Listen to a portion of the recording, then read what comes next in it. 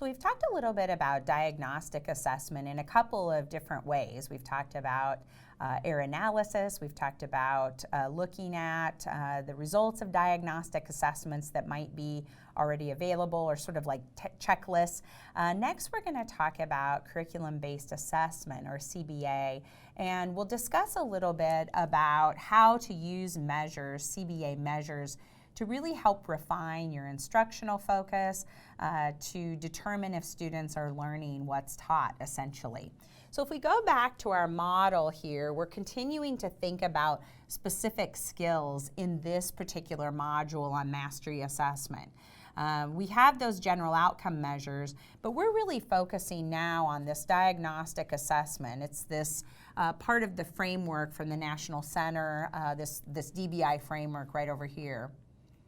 We've just finished up talking about CBM with error analysis, and we actually looked at some examples of miscue analyses, and now we're going to move on and talk about CBA, or curriculum-based assessment. I bet when you see this, you'll be thinking about other types of techniques that you've used to develop assessment in your classroom, or maybe some of you are out doing your field experience or student teaching.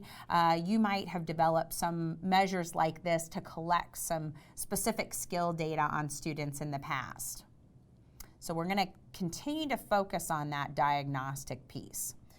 So CBA, curriculum-based assessment, is a little bit different than curriculum-based measurement. And we're going to talk a little bit about what CBA is, but then we're going to sort of compare the two side by side. So CBA is really a mastery monitoring tool. It describes mastery of a single skill in a series of short instructional objectives. It's a logical set of skills, not necessarily empirical hierarchy of skills. So that means we choose skills that seem to make sense in the order in which they seem to naturally occur, but we don't know necessarily that that's been tested or vetted by research. These kinds of CBA measures are often district or school developed, and they include multiple measures. So we have multiple equivalent probes that sample those key skills in the unit or intervention where we're working. They're used to document mastery of specific skills. So as students learn about and work on a particular skill in reading, we document whether they're doing well on that skill. And then when they achieve our goal, so back here, up here, sort of that short-term instructional objective, when they meet that, then we move on to the next set of skills. We can document progress towards curriculum goals. For instance, given 10 non-words with vowel digraphs and diphthongs, the student will correctly read 10 out of 10 over 3 consecutive days. So we can actually take some of the curriculum goals that they have and create these objectives that the students are working towards. Curriculum-based assessment is the act of obtaining direct, frequent measures of student performance on a series of objectives derived from the curriculum used in the classroom.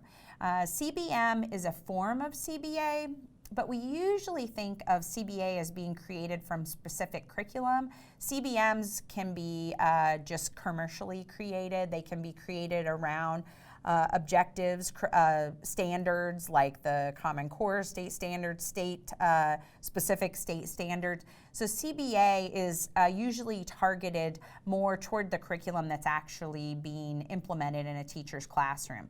The teacher is using that curriculum to determine whether or not a student is learning specific skills being taught or that will be taught. And so these CBAs help document the progress toward meeting those skills. In some schools, these CBAs look like common formative assessments. Sometimes we call them CFAs, common formative assessments, where a district team, a school level or grade level team might meet together and create these direct, frequent measures, and then they give them to all of their students, and then they meet together to talk about how students did on those assessments, skills that students didn't do well on, and they make a plan for how to intervene next with particular students or maybe even larger groups of students who need reteaching. Here's an example of some graphed data, CBA data. This graph indicates the use of different CBA. First, blends, okay, so we started with blends over here, and then vowel teams.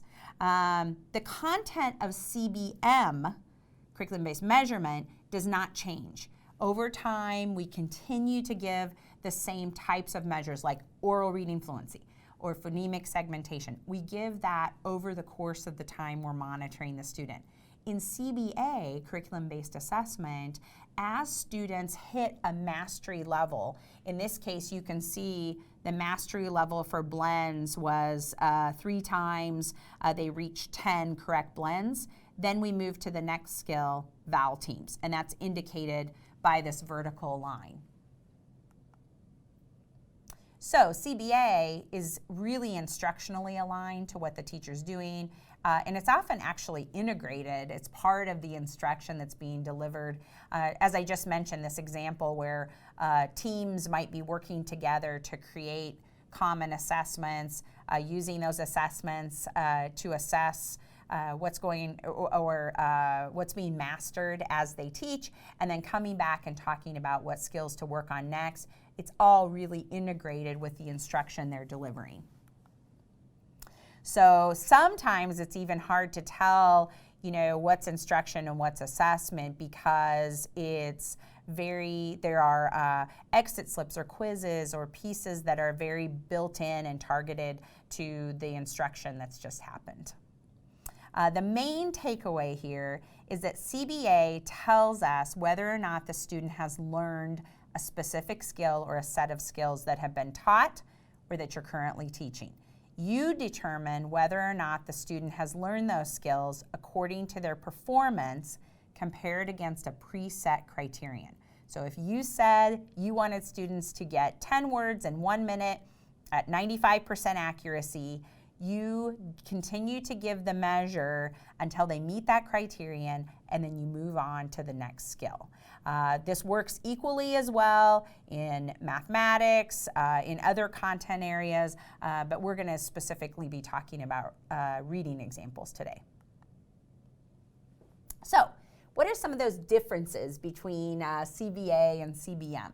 So CBM, we've talked about we talked about it a little bit in this module, but also we talked about it a lot more in another module, progress monitoring module. CBM assesses general performance within a content area. So it's overall proficiency. It's you keep seeing on the model I show, it's a general outcome measure.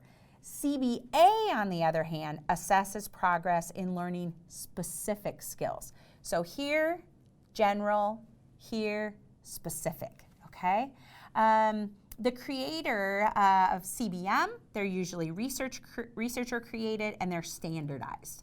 CBAs are usually teacher created, and we don't necessarily know the standardization behind those.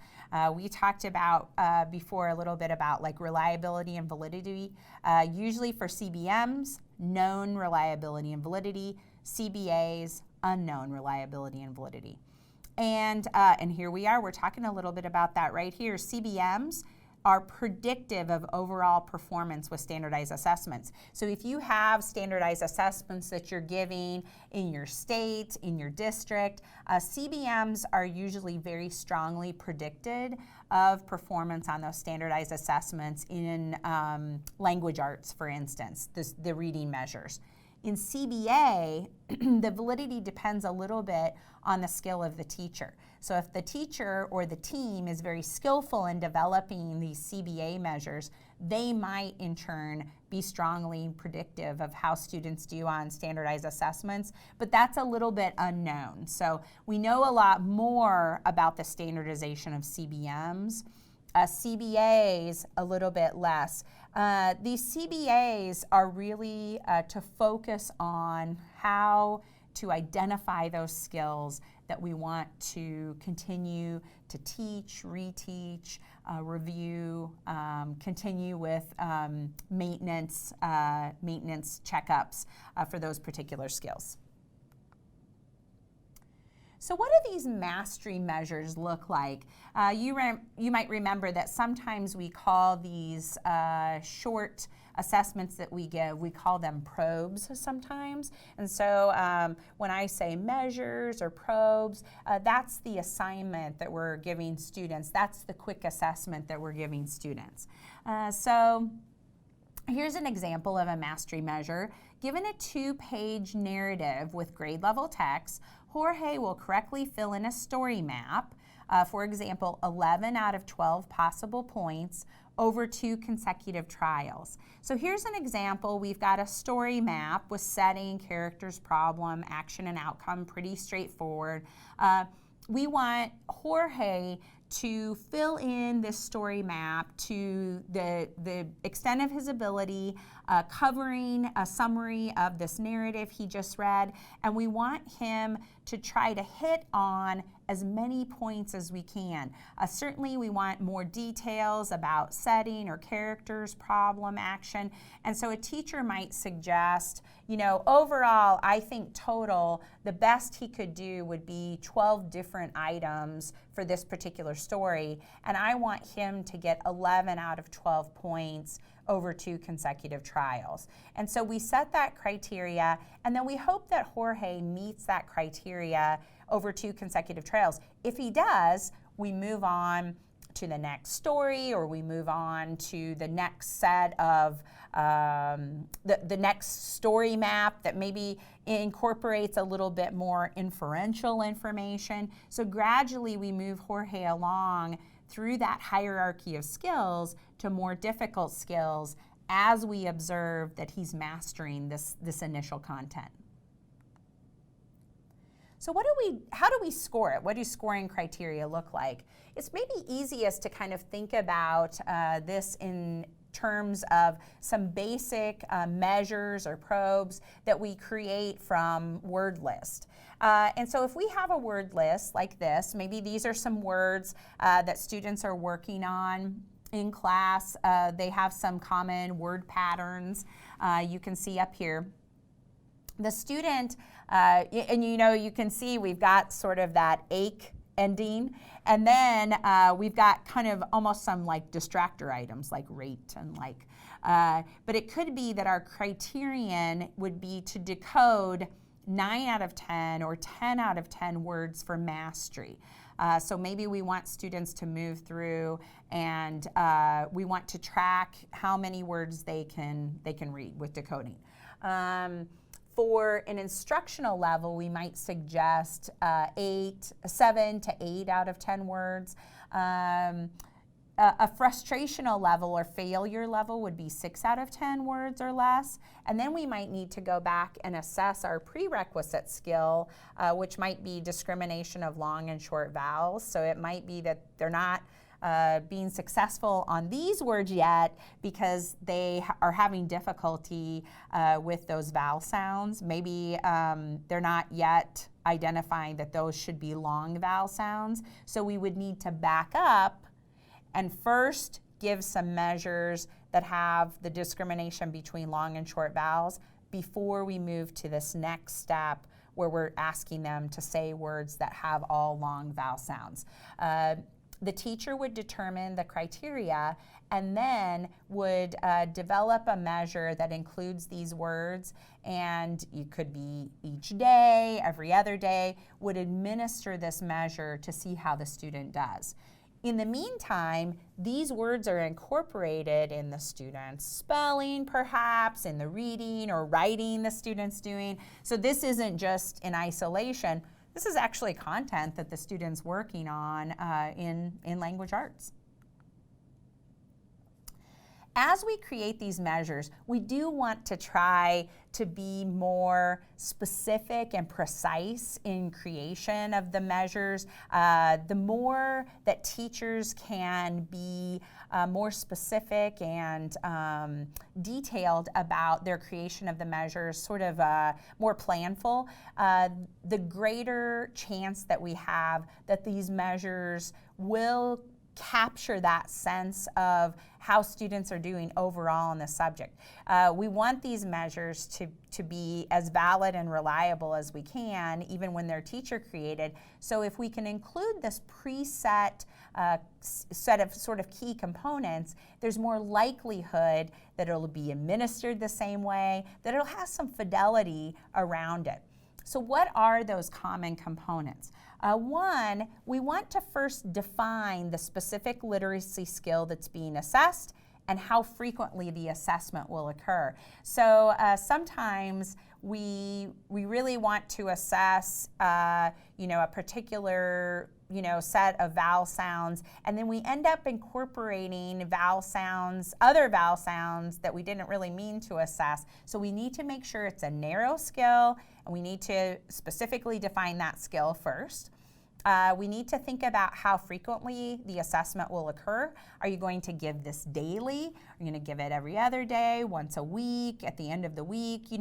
Sort of depends on the skill. If I'm assessing comprehension of a story, if it's like a children's book that a student can read in a couple of days, I may want to wait until the student reads the entire story. If it's a chapter book, I may want to assess comprehension at the end of every chapter. So you're going to set up a schedule for how frequently the assessment will occur. We're going to provide an objective that's measurable. So what do you want the student to do? Is it okay if the student just does it one time? Or would we feel like maybe that's an anomaly? Maybe we want them to do it 2 or 3 times in a row to feel like they've met that standard. And then what's the percent accuracy that we want that student to be at? So we want that to be something that's observable and measurable. We're going to include that criteria for mastery. So thinking back to the criteria that we just talked about, if we want it to be mastery, we're going to be up sort of in the 90% range. If it's okay for you just to get the student to an instructional level on this particular skill, we might be in the sort of 80% range. But typically, we're going to be shooting for that 90 to 100%. When we think about accuracy for students on oral reading, for instance, we're really shooting for 95% accurate. If you're trying to teach letter sounds to students, we may want 100% accuracy. The students need to know all the letter sounds. So you're going to think about that criteria for mastery. You're going to develop those directions for how to administer. You can continue to use the same directions over and over with just slight modifications, but we want some directions so that on a day, if you're gone from your classroom and there's a substitute or a pair of professionals administering this, for instance, that you're sure that it's being administered in the same way each time. You select items that test that skill, so the items should be part of the pool of that skill that you've defined. And then you create assessments by randomly selecting a preset number of items from the pool. In this case, we selected words that had the ake ending, and then we selected some other words that the student had learned prior as sort of distractor items. So you want to create those assessments by selecting a preset number of items that will be included on each measure. So these are just some key components that you should really be paying attention to as you create your curriculum-based assessment. It will make it more straightforward. It will allow you to be able to generalize this, have the student generalize this information better, maintain the information, and we hope that you'll be able to say more about how results on these assessments relate to other assessments that the student is taking, like standardized assessments. So let's look at a couple of examples of how we create and use these probes. And you'll be able to see some of these key elements that we just talked about on the next few slides as we talk about these examples. So first of all, select material. Material must be aligned with that learning objective. So think about what learning objective do we want to work on next. This might come from some of your error analysis, your diagnostic. You might be thinking, ooh, okay, let's think back to Janet's miscue analysis. She really was having trouble with semantics. None of her errors were related to meaning. Well, 20% of them. She was really having difficulty. So maybe we really need to work on using context to identify unknown words, really decoding those unknown words. The material must be on the student's instructional level. We really want something that the student can work on with some guidance from the teacher. Then you create some alternate forms of that measure. You're going to determine what the scoring should look like. So are you going to score percent correct, number of items correct? Are you going to have some sort of threshold that you want the students to reach? And then you're going to implement that assessment. This is where we talk about the frequency. Do you want to implement it as a pre-test, during it, as a post-test? And then finally, you're going to review that performance and you're going to be considering each time you give those students a measure, are they at that mastery level yet? Are they at instructional level, or are they still at frustrational level? If they're not at the mastery level that you've set based on your objective, then you'll continue to give the measure until they reach that mastery level. So this is just sort of an overview of how we create those CBM measures. So first, select your material for your assessment, and it has to be aligned with that objective, must be on the student's instructional level. So here we are, here's an example from kindergarten. We've got that early reading curriculum. This is a good example to start with because we need to work on those letter sounds. The specific goal would be when given a word, students will write the letter that corresponds to the first sounds, and here are some of the sounds they're working on. So sort of 3 different pieces of that early reading curriculum that we might focus on: identifying first sounds, writing the letters, and then really thinking about some of these most common sounds and how we practice those. So for our assessment for the student, we might suggest that the student will identify 5 randomly selected words from a list of words that start with p, f, k, t, s, d, and ul for pre and post and weekly assessment.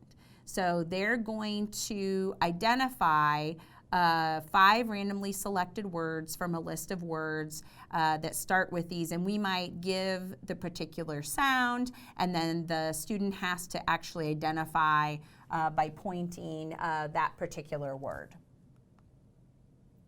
So then we're going to create alternate forms. So when given a word, students will write the letter that corresponds to the first sound.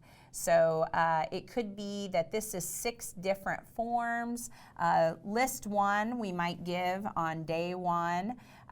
So when I say to the students, map, then the student would have to write on his or her paper M for map. We're really trying to connect those sounds and letters.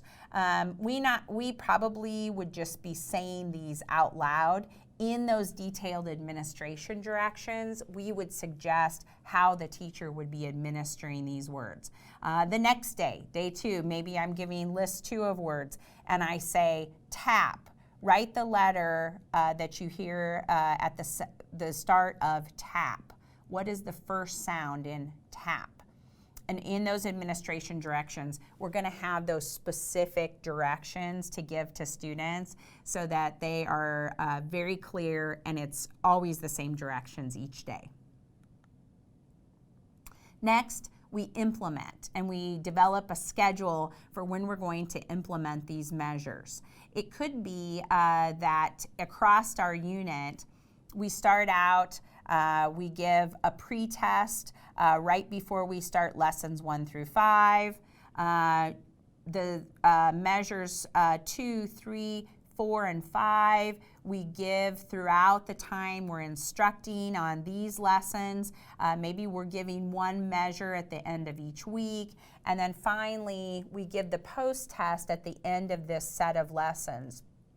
It could be that some students at some point in here have reached that mastery level. So then we might be moving on to a next more difficult skill with those particular students, not having them wait till week 5 and continuing with the same one. Once they reach that mastery level, and it's for the number of times that we've indicated, so maybe they have to reach mastery level 2 or 3 times, then we want to move on to the next skill.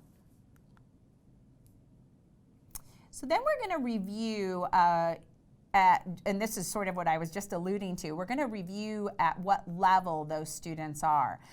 Again, we want some sort of rough guidelines, independent level, 90 to 100% of those, you know, in this case, the first letter sounds would be known. Instructional level, about 70 to 85%. Frustrational level would be below 70%. Typically, we're going to be shooting for that 90 to 100%. So we're thinking about, you know, when they reach that mastery level, we're going to move them, you know, after they reach it 2 to 3 times, whatever your decision is, then we're going to move them on to the next skill. Why do we do 2 to 3 times?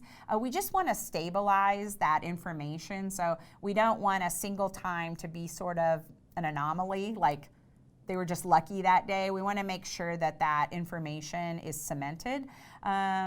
If you're worried about, you know, the amount of time, like across time, that you have to master these subjects, you can give these mastery measures more than once a week. You could give them as often as every day. It sort of depends on what the skill is and how narrow it is. If I'm trying to teach, you know, writing narrative stories, that's going to take a lot longer. If I'm trying to teach words, CVC words with the short vowel sound a, that's not going to take quite as long, likely. And so you're going to vary the amount of time you spend on a skill depending on sort of the breadth of the skill that you're teaching. We have next a couple of additional examples of how to create these measures. I'm just going to talk through them sort of quickly, but then if you'd like some additional practice, I'd encourage you to sort of go back through these slides and sort of think through how you would use this information to develop a curriculum-based assessment. Also, in a minute, we're going to have a little activity where you can practice making your own CBA. In this example, we're selecting 4th grade spelling curriculum. We have about 400 words in the curriculum. For this assessment, you would randomly select 20 words for each assessment. Here are some examples of those lists of words that you might create. And then you would implement, much as you would implement a spelling test, but this time it's a little bit, perhaps a little bit more intentionally constructed than what you might typically give for a spelling test. And then again, you're looking at what's that level of mastery, how many times do you hope that they'll do to achieve that. Here's another example. This is from 1st grade comprehension. Students will identify the following story grammar elements: the who, what happened first, next, and at the end. Students will indicate whether they like the story and tell why. So we might have some type of graphic organizer with key story elements that we give pre-post for each story that they're reading. They might complete this even, you know, for each story, but they might sort of complete in the middle of the story if it's a longer story where they're just reading part of that story each day. This is an example of what that might look like. This graphic organizer up here, the who, the what happened first, what happened next, what happened at the end. It would be across 4 lessons. You might assign, for instance, 2 points for each item that's correct. You could implement this across the time you're working with these different story lessons. Maybe it wouldn't be quite 20 lessons, maybe it would be just a couple of weeks on each story, but you could determine the timeline and then sort of match your CBA. What information does this give you? Well, it tells you more in a very quantitative way about how students are mastering these important story elements. Why is that important? Well, if they're not mastering, for instance, the who, I'm probably going to start with, how do we tell about who the main characters are in stories? What kinds of things do we look for? Do we look for proper names? Can story characters be animals? Does it always have to be people? So I might be really thinking about that reteaching or skill development in the areas where the students aren't doing quite as well on these CBA measures. So similarly, we're going to be continuing to think about those independent instructional and frustrational levels. And you can see sometimes these might differ according to the need to develop those skills. As I mentioned before, like if you're teaching letters and sounds of the alphabet, that might need to be 100%. Your mastery level might need to be 100%.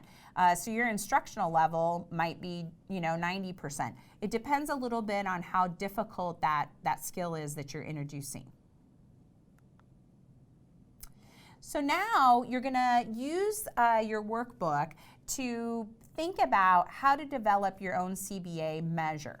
I want you to think about a skill that you're working on with students in your current class. I want you to think about a skill maybe that you've observed when you've been out in a classroom. Think about a reading skill. It's better if you start with a skill that's pretty slim. So think about, would it be sounds or word lists? Could it be vocabulary? Could it be definitions? Something with narrative or inferential level comprehension elements. But I want you to try to create a single measure of a CBA.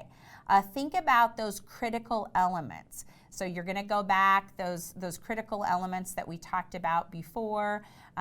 You're going to think about your material. You may have to, if you have your laptops or tablets available, you can Google and find a little material to use. You're going to create, this time you're just going to create one form, but I want you to think about the scoring.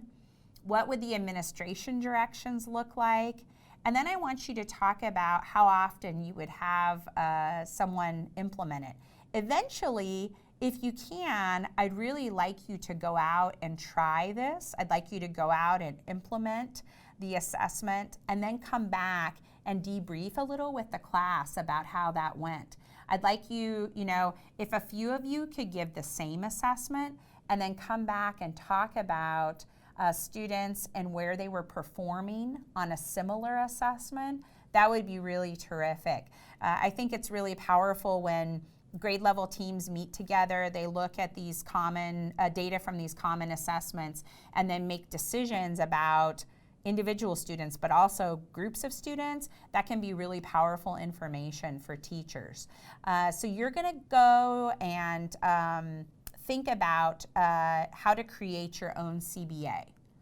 Where do you get the material? Again, you can just go on the web and you can search for reading word lists. Some of you might have access to the Reading Teacher's Book of Lists. That can be a good source of word lists to develop your CBAs. If anyone has access to the core reading source book, we've talked a little bit about that text in the past. That's Honig, Diamond, and Gutlan. They have a lot of word lists in the back of that source book as well. And you may have others. Go ahead, if you would, and share with your class if you have other examples of where to access word lists. You just need a good source for some content that you're going to use. to be honest, some of these word lists might come directly from your teacher's manual that you're using for your reading series. Look in the scope and sequence to see what the expectations are. You might have standards for your district where they describe the specific patterns or words or comprehension elements that they want taught in the district. That's a good source too for material for your CBA measure.